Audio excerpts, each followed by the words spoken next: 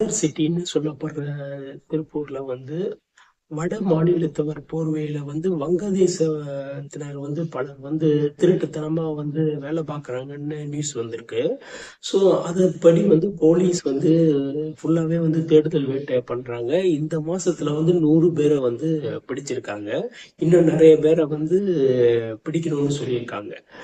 ஏன் வந்து என்னன்னா, இப்ப நம்ம திருப்பூர்னு எடுத்தீங்கனாலே தமிழ்நாடுல இருக்கிற மாவட்டங்கள் உள்ள மக்களும் வேலை பார்க்குறாங்க. இதை விட உத்தரப்பிரதேசம், பீகார், ஸோ மற்ற மாநிலங்கள் உள்ள மக்களும் வந்து வேலை பார்க்குறாங்க. இதை தவிர வந்து நைஜீரியா, உகண்டா பீப்புளும் வந்து வேலை பார்க்குறாங்க. அவங்க தங்களுடைய பிஸ்னஸ்க்கான விஷயத்துக்காக போயிட்டு போயிட்டு வர்றாங்க இருக்காங்க.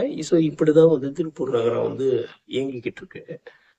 இங்க என்ன ஒரு இதுன்னா, திருப்பூர் வந்து தொழிலாளர்கள் நிறைந்த பகுதின்றதுனால வந்து பல பேர் வந்து திருட்டுத்தனமா தங்களுடைய கொலை, கொள்ளை இந்த மாதிரி விஷயங்கள்லாம் பண்ணிட்டு மக்கள் நிறைந்த பகுதியான திருப்பூர்ல வந்து தங்கிடுறாங்க.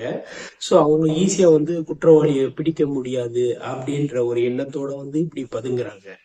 திருப்பூர்ல வந்து தொழிலாளர்கள் தேவை அதிகமா இருக்கனால ஸோ இமிடியேட்டா வந்து தேர்வு பண்ணி உள்ள வந்து வேலைக்கு சேர்த்துடுறாங்க அப்படின்னு வந்து சொல்லப்படுது.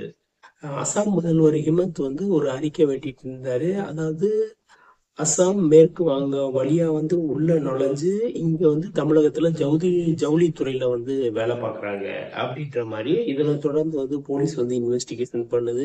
இது தொடர்பா வந்து 100க்கும் மேற்பட்ட வங்கதேசங்களை பிடிக்கிறாங்க. இன்னும் பல பேர்ட்ட பிடிக்கிறாங்க. இவங்க என்னன்னா போலி அடையாள அட்டையை வந்து உருவாக்கிடுறாங்க. இதுக்குன்னே ஏஜென்ட் இருக்காங்க. ஏஜென்ட்ட பேமெண்ட்டை கொடுத்து போலி அடையாள அட்டை உருவாக்குறாங்க.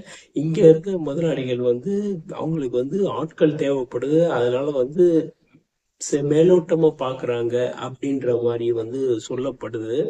ஸோ அதுல வந்து என்னன்னா, போலீஸ் துறையும் தங்களுடைய கண்காணிப்பை பலப்படுத்தினாங்கன்னா ஈஸியா வந்து குற்றவாளிகளை வந்து பிடிச்சிடலாம். அதுல வந்து ஒருத்தர் வந்து அரெஸ்ட் பண்ணாங்க. இதுல வந்து அவர் வந்து 20 வருஷம் வந்து இங்க இருந்திருக்காரு. அவர் வந்து வங்கதேச பார்ட்டி அந்த நபர் வந்து வங்கதேச குடியுரிமை கார்டு வச்சிருக்காரு, இந்திய குடியுரிமை கார்டும் வச்சிருக்காரு. ஸோ இத என்ன சொல்றதுன்னு தெரியல. வங்கதேசத்துல இருக்கிறவங்க என்னன்னா 24 பர்கனாஸ்ன்னு சொல்லி ஆற்றை வந்து கடந்து உள்ள வர்றாங்க.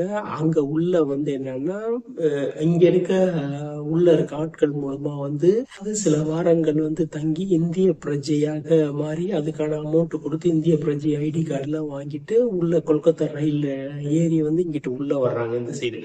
ஸோ அங்கிட்டு இருந்தா பிடிபட்டுருவோம்னு சொல்லி சவுத் சைடு வராங்க. சவுத் சைடு வந்து மக்கள் அதிகமா இருக்கிற துறை வந்து ஜவுளித்துறை தான்.